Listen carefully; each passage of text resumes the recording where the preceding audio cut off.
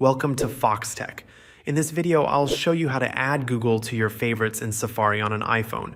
If you use Google often, adding it to your favorites makes it quicker to access, so you don't have to type in the address every time.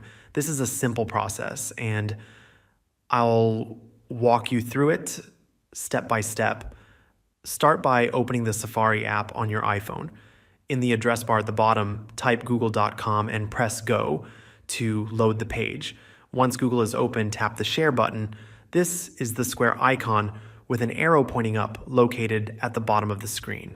A menu will pop up with different options. From here, select Add to Favorites. A new screen will appear where you can edit the name of the bookmark if you want. By default, it will say Google, but you can rename it to anything you prefer. Once you're happy with it, tap Save, and it will be added to your favorites. Now, whenever you open a new tab in Safari, you can quickly access Google by tapping the bookmarks icon and going to Favorites.